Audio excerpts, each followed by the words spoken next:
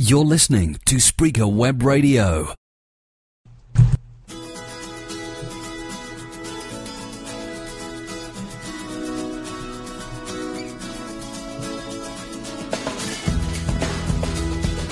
All right, it's showtime, and you're listening to Florida Real Estate Radio, where you'll hear about what's relevant and where to find opportunities and solutions in Florida real estate right now. I'm your host, Brian Heckman, coming to you today from sunny Tampa. Well, you are going to be so happy that you tuned in, as you're going to learn two specific things today about Florida real estate that you may not know yet, but you will after listening for the next several minutes here.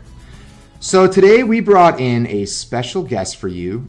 Beth Christo is a veteran real estate agent with Century 21 Beggins, and Beth is going to share with you some of the not so obvious opportunities for buyers in our market right now, and one of the best solutions for buyers, for people who are, for sellers who are in trouble with their mortgage, because there are a lot of misconceptions out there on whether to short sell or just walk away, and making the wrong decision now can be a disaster for years to come. But making the right decision may not be quite as bad as it may seem. So Beth's going to give you her expert advice on both these really hot and unfortunately highly misinformed topics a lot of times. So Beth, welcome to the show.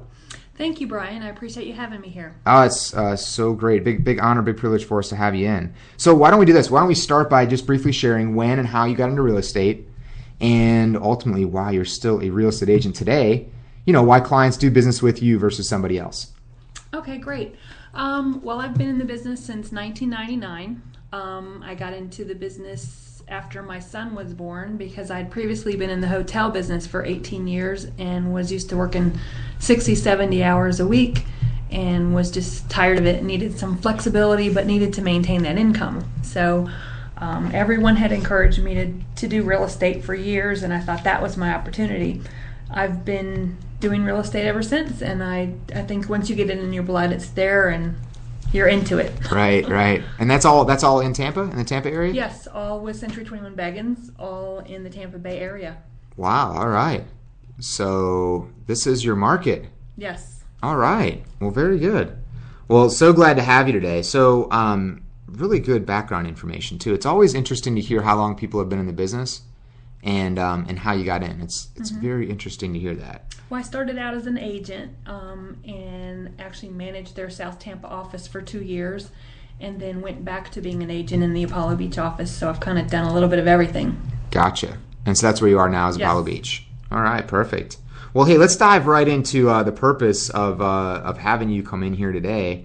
It seems like a person can talk to like 10 different people and get 10 different opinions on today's real estate market, right? So, whether someone should buy or sell. So what's the true story here? What do you really think when it comes to like opportunities for buyers? Well, there's a ton of opportunities out there, and I know if you read the newspapers, you get very scared, and that's what happens to people. They get afraid, I can't buy, my credit isn't good enough, banks are not giving loans, so they just stop. They're kind of frozen in their tracks, and they're afraid. What I suggest is that no matter if you know your credit's terrible or not, go talk to a mortgage person, try to get pre-qualified, and if it is bad, start fixing it, because rates are low right now, prices are low. That's not going to last forever, but it is going to last for a while. You can repair what's wrong and get into a property before prices and rates go up significantly. So it's a great opportunity. I really didn't prompt you for that either. It's really interesting though. We talk to 1 or 2 clients that are buying properties. We talk to people that are already in contract and the clock is ticking, so to speak, with when they need to close, and something comes up. And maybe it's not terrible, but something comes up on their credit, on their income profile or whatnot. And it is very hectic and very stressful because the clock, it's ticking and it's not slowing down. Or it's people that come in 6 months ahead of time. Hey, I think I'm not quite sure what we can do. I think I can get a house, but I'm not positive, and let's check it out. And it is always interesting to see the difference in stress level of those folks, especially when their spouse is involved. When you come in 6 months ahead of time, with a little bit of time margin to figure things out before you have to go and get into contract on stuff. Right, before you fall in love with that house and you start mentally making it yours and think, oh no, I might not be able to get it. It's always better to do that ahead of time. Right. And I typically don't take a client out to look at homes until they've talked to a mortgage person because I don't want to put them in that situation. Right. You know? Exactly. Well, and whether that's us or somebody else, it doesn't. The point is that, you know, make sure everything is so much different now in the financing world and with the regulation and all the changes and all that. So it's super, super important. So what else do you see? So would you say that this is a seller's market or a buyer's market right here? It depends. I guess it depends on where you are, right? I mean, the pockets are so different. It depends on where you are. It depends on your price range. And it depends on your credit. If you're a buyer, if you're pre-qualified, then yeah, you can go out there and, you know, your choices are there. Pick one, depending on the price range. Again, there's a lot of competition in the lower prices because of the investors, but it's out there. It's definitely changing. So what is something that that you see out there opportunity-wise for buyers? What do you see as like the biggest opportunity? And I'm going to leave that a blanket. Just what do you think? There are so many. There are some great deals on more house than they could get for the money in the past. You can get a phenomenal house now for a lot less than you used to have to pay. So it's an opportunity for them to move up. It's an opportunity still for people who couldn't buy in the past to maybe buy a house, believe it or not. There are investors out there with reasonable properties. If they can't buy now, they can certainly get into one of those properties, rent it 3 to 5 years down the road when the investor's ready to sell that property. They can snatch it up. So that's interesting. So you're saying people go in and rent a house from an investor knowing that they're probably going to want to, good chance they might want to unload that property 3 to 5 years down the road. Right, and the price is going to be higher at that point. But meanwhile, they can be fixing their credit, you know, growing with the house, taking good care of it in their credit, and they'll be ready. They'll know if they want to still live there in 3 to 5 years. So it's interesting because on that's what we hear a lot of these, you know, bigger investors that come in and buy up, you know, there's these stories in the newspaper about these people coming and buying up all these big properties, especially in the Tampa Bay area is one in particular. And so that's one of those things where there's some people say there's not a ton of inventory out there. There's not in the lower price ranges. Even 150 and below, it's tough.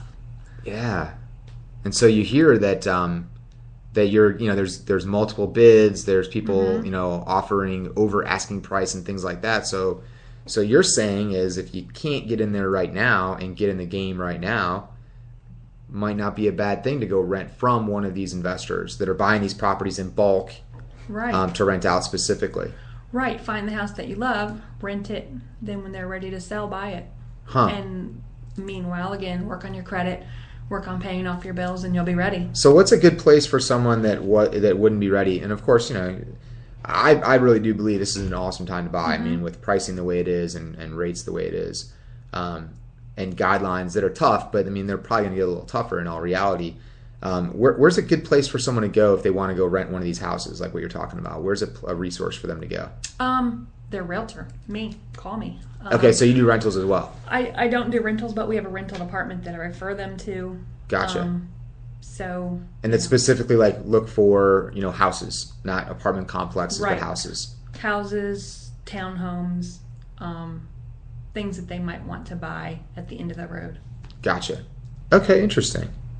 Very interesting. So what else for buyers? Do you think that one type of property is different? Like, do you think single family homes have better deals? Do you think condos have better deals? Townhomes? What are your thoughts on that? It depends on the area, and you know, find a place that they want to live in an affordable area. When they do get ready, something that they can afford. I mean, they can't go and rent a house that's, you know, way beyond their means, sure, price wise, but get somewhere that they want to live ultimately. Rent the house or the townhome, whatever they're looking for, and see what happens. Yeah. Okay. Cool. Very interesting perspective. That's some interesting thoughts there. So really, a key thing is make sure that people have got their financing, their approvals lined up ahead of time, got all that stuff in order, and then of course, for people that can't buy right now, it might not be a bad thing to go rent and get that taken care of. Well, certainly I'd rather sell them a home than rent them a Sure, home. sure. But if there's no way they can buy, and they've got to look at renting, that's an option to get them into a neighborhood, a home that they feel like they can, live with and call home. Perfect. Okay, cool. Well, very, very interesting perspective. I really appreciate you being so honest and authentic, because not many realtors would come in and say, hey, it might be a good idea for you to rent. Yeah, well, I hate to say that, especially if they want to buy a home, but sometimes there are no options. A lot of people do credit repair, and you've got to be careful not to get with a company that doesn't know what they're doing and is going to scam you, but there are good credit repair people out there. A lot of the new home builders offer that as a service. They see that you're close, but you don't quite qualify. They'll work with you while they build their home. So there are options. Don't just give up. It might take a couple years if it's really bad, but you're going to want to buy a home eventually. Right. Now, you mentioned new homes. Is that what do you see with new homes in the market right now from the buyer perspective? They're very competitive. They're raising their prices as they sell 10, 15 homes. Their prices are going up because they can. So that's an indication to me that the market is changing. Right. So it's kind of back when it was when things were going up and up. Right. Huh. Very interesting. Yeah, it is exciting. It's interesting. There's just there's a lull for so many, well, really for years for buyers that I'm not quite sure if it's hit bottom. And every market's different, but here in the Tampa Bay region, we kind of see where a lot of stuff that we see is there's multiple offers out there over asking price pretty consistently with transactions that come through the door. So it's clearly a time that we need to get going. Well, appreciate the honest information there. We're going to take a real quick break here. Hey, and I mean like really quick. So hang tight, and we'll be back in just a few seconds here.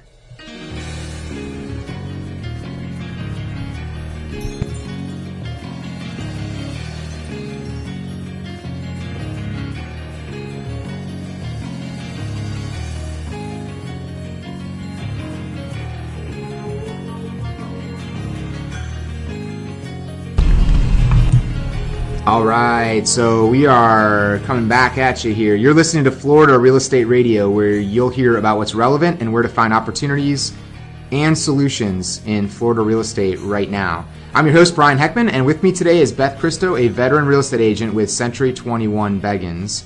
Okay, so Beth, there are a lot of people out there, especially in Florida, who are in trouble with their mortgage. They've got no equity or upside down or owe more on their loan than their home is actually worth. And these people are getting conflicting messages all the time on whether to claim bankruptcy, short sell their home, or let it be foreclosed on. So what's the best route and why? Well, again, it depends on their particular situation, but what I hate to see is someone who really is in an upside down position. They've lost their job. There's no way they can catch up on their mortgage. And their only option in their mind is to walk away, to just give the bank the keys and walk away. And what they don't realize is they're not walking away from the debt. They're walking away from the house. Yeah, they're leaving, but the debt follows them. Right. And the foreclosure sticks with them. And they think once it's foreclosed, it's over, and it's really not. They still owe that money. It's still, it's a bad situation. It has a lot of credit impact. And while so does a short sale, it's much less of an impact than a foreclosure.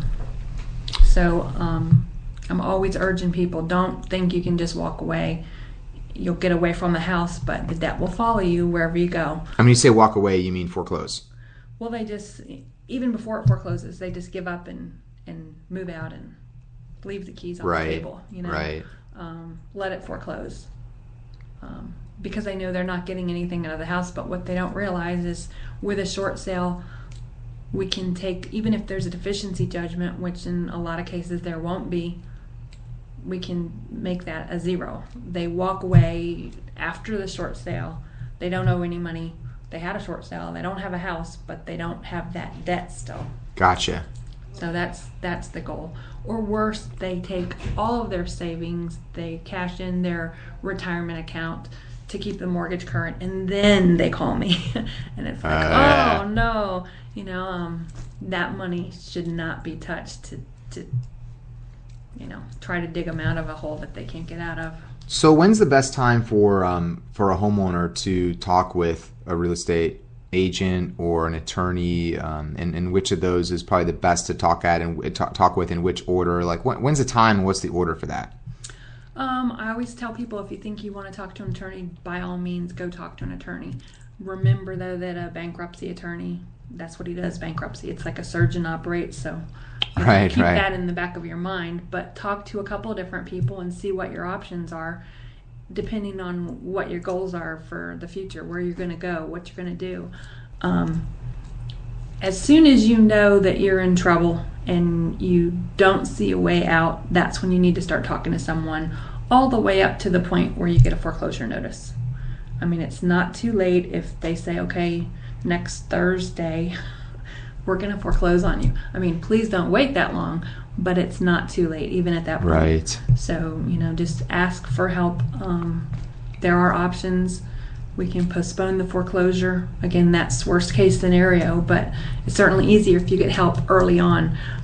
It's so easy when you're in that situation to just kind of bury your head and say, oh, I don't want to think about this anymore. It's too stressful, because you've got a lot of stress just thinking about all of that and losing your house. But that's when you really need to say, okay, I need some help, and what have I got to do to make this less bad than it could be. Right. And again, the impact of a foreclosure is so much longer than a short sale. A short sale, it's going to be marked, paid. A foreclosure, 7 years. Right. So it's going to have an impact. And when you go through that, you think, I'm never going to want to buy a house again. I never want to be in this situation again. A lot of times you do. 2 years after a short sale, you can potentially buy another home. Yep. And you've got to live somewhere. And the prices are great right now. I know there are people that I helped with a short sale when all this began. They're in new homes now, because they got it done, they got out, they got their credit fixed, they got themselves on their feet, and now they're buying a new home. And it's a lot less than what they paid for the right. The it's one almost they like lost. it's almost like having the black cloud over you and getting rid of it, starting the clock on that as soon as you can, so that 2 year, or for some people it's 3, some people it's even 4 years, but it just all depends. But as soon as 3 years, starting the clock on putting that all behind you. And it's not just buying another house. Maybe you say, I never want to buy another house. That's fine. But think about what else your credit affects. Employment, insurance, all these other things that it affects that you might not be thinking of right now when you've lost your job and you're losing your house. Right.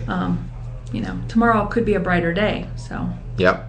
Very interesting. Working on it. So is there a time when a foreclosure is better than a short sale? I mean, is there a time for that? Doesn't seem like it. I'm just curious. I don't see it ever being, a better deal. It is work, and a lot of sellers don't want to do that work when they know they're getting nothing out of it. And that's the mentality they've got to change. They are getting something out of it. They're not going to get a check, but they're also not going to get that debt that follows them around wherever they go. They're not going to get that credit bang. Right, a huge mark on their credit. You bet. Huh. I hope you have a huge platform to share this with people, because it's confusing a lot of folks out there that are in this situation. And, it's great to know that there's real estate agents out there like you that that people can turn to for the right advice that's not, that's not skewed, and that's not spun towards, buy, sell, because it's all about the commission. So really refreshing to know that there's people out there that are honest and that shoot people straight. So I greatly appreciate that. As we wrap up here, you mentioned this chart that you have to show the effect of short sale versus foreclosures. Yes. I'm wondering if maybe we could have people just shoot an email in, because we don't have that posted yet, but maybe we can just have them shoot an email over. We can do this. We can send an email to Brian@theheckmangroup.com. That's BRIAN at theheckmangroup.com, and Heckman is spelled HECKMAN. And then Beth, where's a good place for people to get a hold of you if they wanted to reach out to you? It's Beth at BethChristo.com, and that's CHRISTO. Beth at BethChristo.com. Perfect. And so It's so interesting. Internet radio, and we both say contact us via email. Yes. No phone numbers. It's really interesting. That's how the world goes. Well, we're about out of time for today. Beth, just want to say thank you so much for being here. Thank you for having me. This was fun. We got to Yes, do it it was. again. Definitely. This is good stuff. And thanks for offering our listeners that free download. That is really great information. So you can shoot an email over, and either one of us, and we can get that over to you. Thanks for being so generous. We really appreciate the information. And I just want to say thank you to all of you out there tuning in, listening here to the Florida Real Estate Radio, where you hear about what's relevant and where to find opportunities and solutions in Florida real estate right now.